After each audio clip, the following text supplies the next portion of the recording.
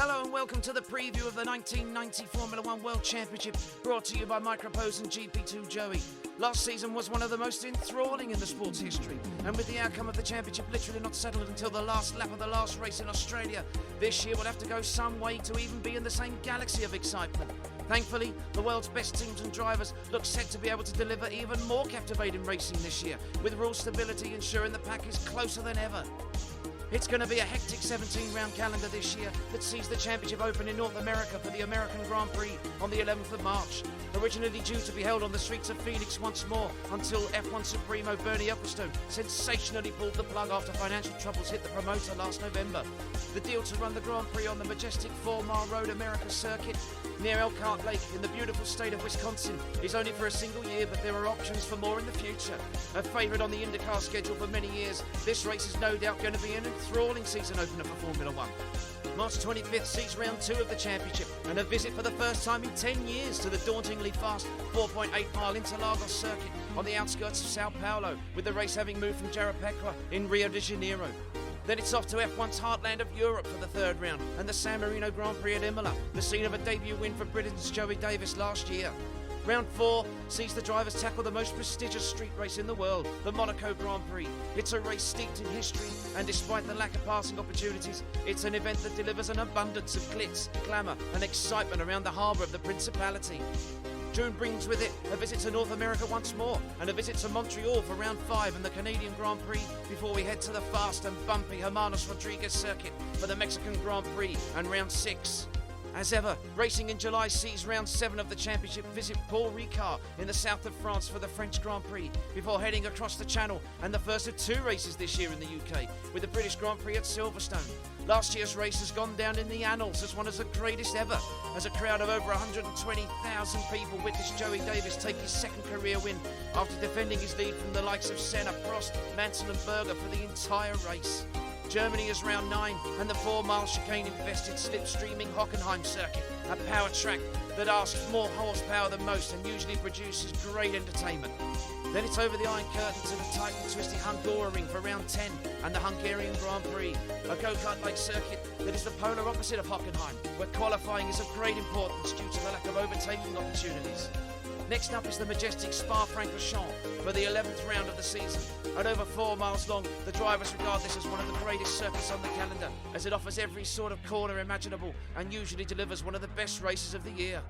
The Italian Grand Prix is next up for the 12th round, and once again Formula One will race on a chicaneless Monza in what promises to be the fastest Grand Prix of the season.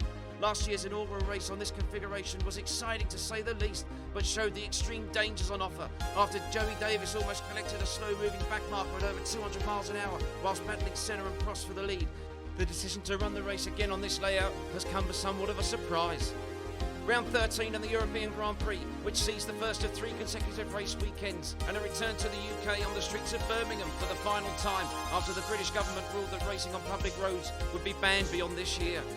1 week later, and we head to Estoril for the Portuguese Grand Prix and the 14th round, before a welcome return on the calendar after 6 years for the South African Grand Prix at the fantastic Kyalami circuit for the 15th race of the season on the 7th of October.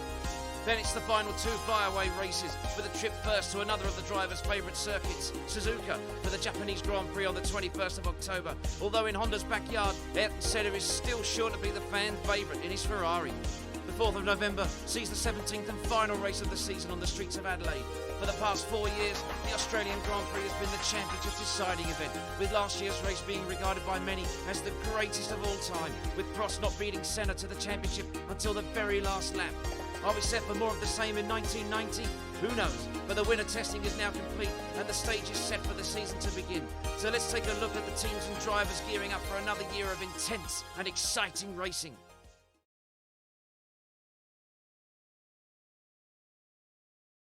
As usual, defending champions McLaren Honda have enjoyed a strong winter test programme and look just as fast as they were at the end of last year. Ayrton Senna is gone, having signed a big money deal to join Ferrari, but with 4-time defending champ Alain Prost still at the team and new signing former double world champion Nelson Piquet replacing Senna, they have 2 drivers capable of winning plenty of races, and the general consensus is that 1990 will be another year of championship challenges all around.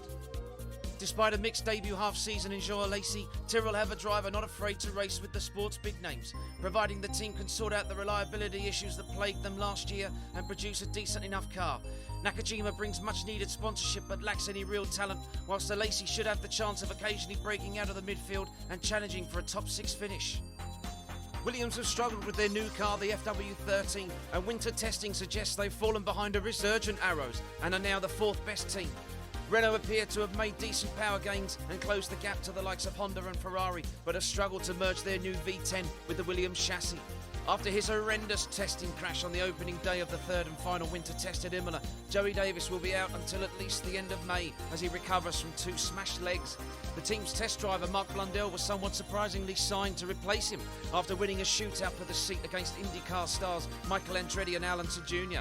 After losing his seat to Senna, Nigel Mansell has rejoined the team after his 2 years away at Ferrari, and whilst the off-season hasn't been one of topping the timesheets, Mansell remains confident that the team can sort out their car handling issues quickly and close the gap to McLaren and Ferrari.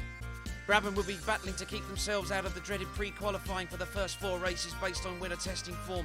Son of triple champ and former owner of the team that still bears his name, Jack Brabham, 28-year-old David will be entering his first year in F1 alongside Stefano Modena, who stays on for a 2nd year. But with dwindling finances, expectations are not high this season. Make no mistake, Arrows Ilmore are the dark horse this year. Over the winter, the team have made arguably the biggest steps of anyone in both chassis and engine performance, and their reliability has been very impressive, with only 2 failures of any kind. A strong driver pairing of Brits Martin Brundle and Johnny Herbert should ensure that with their combination of experience, youth and outright consistent pace, they should be capable of challenging the likes of Williams and Benetton for points at the very least, and perhaps even a few podiums. After a poor 1989, Lotus will be hoping to regain credibility, and with Derek Warwick on board, he will offer stability, and opinion is the team will likely be in the midfield mix at most races. Rookie Martin Donnelly is highly rated and could also be one to watch too. Lamborghini engines have replaced the Judds from last year, and the Italian marque have promised much development over the course of the year. At Leighton House, star designer Adrian Newey is gone, and with him too are any realistic chances of the team stopping their slide down the grid in 1990. And with rumours of some financial difficulty, this year could be a tough one for the team. Last year promised much, but delivered little in terms of race results, and for drivers Ivan Capelli and Maurizio Gugelmin, 1990 looks certain to be one of trying to keep themselves out of pre-qualifying.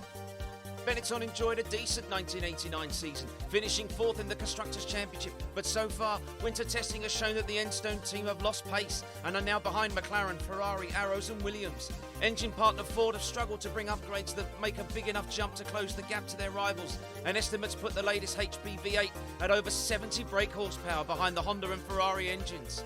Mr. Consistency and new signing Riccardo Patrese will be aiming to continue his trend of scoring points on a regular basis, and along with Alessandro Nannini's natural speed, if car designer Rory Byrne and the team can produce a fast car, this year could be another competitive one, providing they can bring plenty of upgrades throughout the year. After a strong end to last season, AGS will start a year for the first time outside pre-qualifying.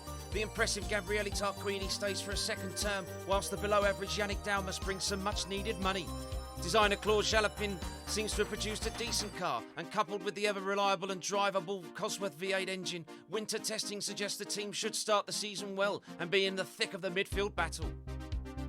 For Formula One's most famous team, the last 2 years have been a struggle, with the Scarlet cars only taking 4 wins in 2 years, and the team blighted by astonishingly poor reliability.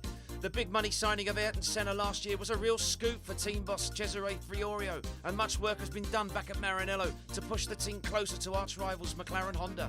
The winter has seen both Senna and teammate Gerhard Berger complete the 2nd highest amount of laps, and lap times have been consistently quick, all of which has given the team huge confidence that a championship battle is very much on the cards for 1990. Winter testing has been relatively quiet for LaRousse, and the Lola chassis has been quoted by the drivers as being difficult to set up, and there's a worry inside the camp that the team could fall into pre-qualifying early on. Engine partner Lamborghini should deliver on promises of developments which could bring the team some much needed increase in lap times, but expectations inside the team, and especially drivers Eric Bernard and Aguri Suzuki, are rumoured to not be very high. Following a poor end to last year, Minardi will be hoping to drag themselves out of pre-qualifying fast, and in Pierluigi Martini, they have at least one driver capable of delivering a result.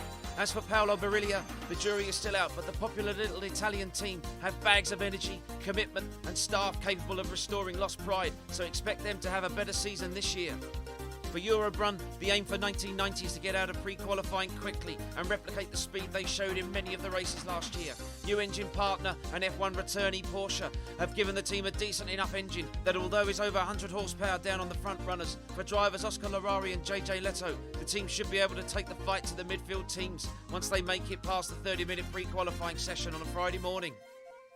Unquestionably, 1989 was a disaster for the French national team Ligier, so the targets for this year are very simple. Get out of pre-qualifying quickly and work themselves back into a team to be respected. Young Italian driver Nicola Larini was signed as one of the team's drivers until he was found guilty of causing the crash that almost killed Joey Davies during the winter test at Imola and given a 12-month ban from the sport. He's been replaced on a race-by-race basis with Formula 3000 frontrunner Eric Comas, whilst the veteran Michele Alboreto retains his seat for one more season. With Porsche engines, there is hope that the team will be able to make some progress. Not much is expected from Coloni Subaru, who lost their way towards the end of last year despite a strong start. Bertrand Gachot and Philippe Alliot are a weak driver pairing to say the least, and coupled with a massively unreliable engine and with no serious financial package in place, expectations are that 1990 will be a year of survival. For Onyx, winter testing has shown there's little chance of Jean-Pierre Van Rossum's team getting out of pre-qualifying on a regular basis. Stefan Johansson is a decent signing, but there's little doubt Alex Caffey is there purely for financial reasons. Despite having Cosworth engines, the Mercurial team boss has already said that if there's no significant jump in results, he could pull the plug before the season is over. This is a make or break year for BMS Dallara after an abysmal 1989 that saw the team fail to qualify for a single race. With Cosworth engines, plenty of money coming from Andrea De Cesaris and Emanuele Pirro, there are no excuses anymore. Pre-qualifying will be tough for the team to get out of, but perhaps on the slower circuits there may be a few windows of opportunity. Based on their winter testing form, 1990 will be a repeat of a dreadful season last year, and it is expected that pre-qualifying will be tough to get out of for Rosella.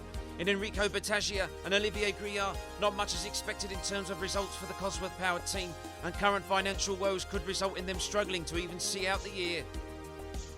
Despite numerous wins in the prestigious Le Mans 24-hour race, debutants Joas Racing have enjoyed a respectable winter test programme as F1 rookies, working on developing an all-new chassis with the might of returning engine partner Porsche. Having enjoyed a strong campaign last year for Benetton, there was some surprise that Thierry Boutsen elected to sign for the rookie team. But if anyone is able to guide them out of pre-qualifying quickly, the Belgian is the man to do it.